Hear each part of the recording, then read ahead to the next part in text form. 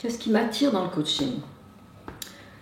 C'est le fait que le coaching s'adresse à ce qu'il y a de mieux dans la personne, ce qu'on appelle nous des ressources, qui permettent à la personne, ou à des individus bien sûr, ou des équipes, d'évoluer, de progresser, d'atteindre des résultats, d'atteindre des objectifs, mais à partir d'eux-mêmes. Le moteur, il est là, il est à l'intérieur de nous. Alors, comment mettre le moteur en marche? Ce qu'on appelle les ressources en coaching. Alors, bien sûr, tout le monde a des problèmes. Le coach, lui, ce qu'il regarde, peut-être il va écouter ce que la personne apporte, le problème, mais il va dire « Et qu'est-ce que vous voulez d'autre à la place ?» Donc, le coaching, c'est aussi la transformation. On vit quelque chose qui n'est peut-être pas facile, mais on peut le transformer. Bien sûr, à condition d'avoir envie d'aller là. Donc, il y a une dynamique dans le coaching. Et le coach, il est là pour, quelque part, mettre l'étincelle à cette dynamique, qui va permettre à la personne de dire « Tiens, j'aurais pas pensé que je puisse faire ça. Mais oui, j'ai la capacité. » Alors, ce n'est pas juste des mots, c'est trouver des choses très concrètes, puisqu'on a des plans d'action, on a comment arriver à l'objectif, on va définir le processus pour aller vers l'objectif. Donc, on a tout, je dirais, notre boîte à outils qui va permettre d'aller là, en tout cas pour accompagner la personne. Mais ce qui est fort, c'est qu'on remet ce pouvoir à la personne. C'est elle qui va mettre en route tout ça, et nous, on va l'accompagner. Et c'est pour ça que le coaching correspond tellement aux besoins de la société actuelle.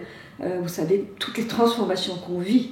Le maître mot aujourd'hui, c'est tout se transforme, tout se digitalise en plus. Dieu merci, il y aura encore peut-être la place à l'être humain et au coach, à côté de la numérisation, qui fait qu'on va apporter cette étincelle à la personne qui va lui permettre d'évoluer et d'aller vers ce qui est important pour elle. En quoi le coaching a évolué depuis 20 ans? Il a énormément évolué. C'est vrai qu'il a évolué en fonction aussi des besoins de la société. Nous ne vivons plus dans le même type de société aujourd'hui qu'il y a 20 ans. Ne prenez que le contexte de l'entreprise, le type de management en entreprise. Le management autoritaire avec des ordres qui tombent d'en haut en bas, ce n'est plus possible, ce qu'on appelle le management vertical. On est dans cette transversalité qui fait que maintenant les équipes sont complémentaires. Vous avez des équipes multiculturelles, vous avez besoin d'un autre moyen de communiquer, de gérer ces équipes. Donc les managers aujourd'hui ont un besoin vraiment, je dirais presque fondamental, d'avoir en eux cette posture de coach, en plus de leur posture de manager, bien entendu, l'un n'exclut pas l'autre, de façon à gérer efficacement, notamment leurs équipes, mais aussi pour le développement de la société dans le futur. Alors, quelles sont les dérives du coaching aujourd'hui? Dérive, le mot dérive, bon, c'est assez sérieux, hein, dérive. Moi, je dirais, je ne sais pas si je mettrais le vocable dérive dessus d'ailleurs, mais je dirais il y a des choses un peu surprenantes qui se passent. Par exemple, et c'est bien connu, le coaching est une profession non protégée. Donc demain, vous marquez sur votre porte d'entrée de votre cabinet de coaching coach professionnel, personne ne peut vous poursuivre. Comme quoi, vous n'avez pas fait de formation, vous usurpez un titre dont vous n'avez pas les capacités professionnelles. C'est une profession non protégée. Donc ça, c'est, pour employer le terme dérive, c'est une première dérive. De là, s'ensuit une deuxième dérive. Parce que si vous accompagnez soi-disant quelqu'un en processus coaching, soi-disant avec une posture de coach que vous n'êtes pas, qu'est-ce que vous allez faire? Vous allez peut-être vous mettre à questionner le client pour savoir mais pourquoi vous faites ça, qu'est-ce qui fait que vous faites ça. On va chercher, creuser le problème et quelque part, au lieu de, on dit en anglais to empower your client, de le monter en puissance, vous allez petit à petit l'ancrer dans le problème. Donc ça ne va pas forcément faire du bien. On va dire, ah c'est ça le coaching, mais ça ne marche pas. Ça c'est une autre dérive. Une autre dérive que je vois qui peut être plus sérieuse, c'est que, attention, nous avons tous le respect des différents métiers. Je dis souvent à mes étudiants, pour être consultant, coach, mentor, psychologue, chacun a ses spécificités. Nous ne sommes pas des coachs, nous ne sommes pas des psychologues, nous sommes des coachs.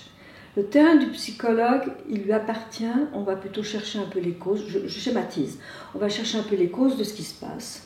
Nous, en coaching, on dit, on entend le problème et on dit, mais à la place de cela, vous voulez quoi d'autre à la place? Qu'est-ce que vous voulez transformer? Si tout était possible, qu'est-ce que vous feriez demain au lieu de ce que vous faites aujourd'hui?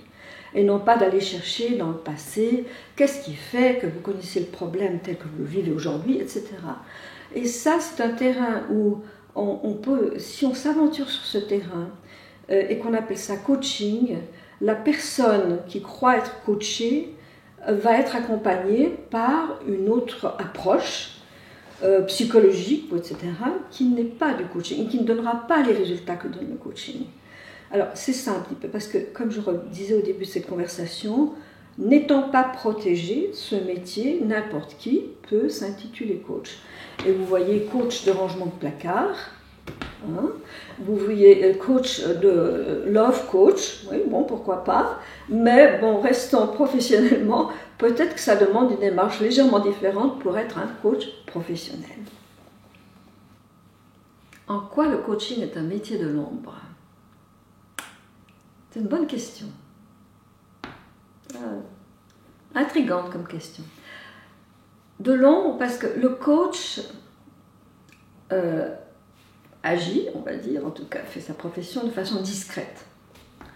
Monsieur X ne va pas se vanter, vous savez que j'ai un coach, encore que les mœurs ont bien évolué dans ce domaine. Il y a quelques années, c'était très discret. Maintenant, parce qu'on disait, on lui paye un coach parce qu'il ne performe pas, parce qu'il a un problème. Aujourd'hui, on dit, on lui paye un coach parce qu'il est performant et on veut qu'il soit encore plus performant. Donc, l'image du coaching a changé. Et d'avoir un coach, ça devient assez chic de nos jours. Je parle des sociétés, bien sûr. Mais il est vrai que le coach n'est pas là sur le devant de la scène. Il est plutôt en arrière de la scène. Il accompagne son coaché. Si vous prenez l'image de la personne qui marche, on marche à côté, là, ici. Comme un peu en soutien, mais en même temps, en ayant cette attitude de je suis à côté, mais c'est vous qui faites le travail, c'est vous qui allez avancer, c'est vous qui avez les ressources. Moi, je suis là juste pour les monter en puissance, vous aider à les monter en puissance.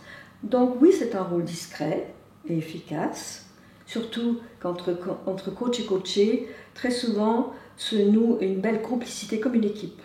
Parce qu'on est protégé par la confidentialité, la personne peut être vraie, elle va parler des vraies choses et non pas tourner autour du pot parce qu'elle sait que ça restera là.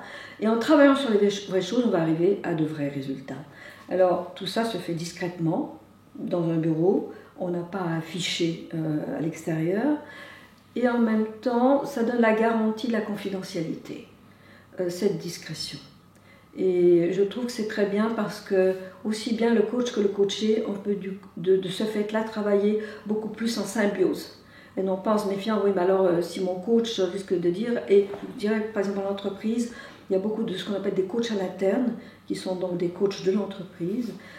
Et ça marche et ça a ses limites. À un moment donné, le coaché, admettons, dire, moi je vais changer de boîte, mais je ne vais pas en parler à mon coach en interne, parce qu'on ne sait jamais. Il va peut-être en parler au RH, malgré qu'il soit aussi couvert par la confidentialité. Mais la personne aura comme plus tendance à se méfier. Le coach externe, il est clair et net qu'en aucun cas la personne va aller dire quoi que ce soit à l'extérieur, même pas au N+1 qui vient de vous embaucher peut-être pour accompagner cette personne. Et ça peut être très gênant parfois parce qu'il se passe des choses à l'interne. Qu'est-ce que je fais avec ça? Donc on a aussi un code de déontologie qui réglemente nos comportements, la façon dont on gère un processus, et c'est aussi important qu'on soit clair avec ça comme coach. Quel est le meilleur conseil que j'ai reçu?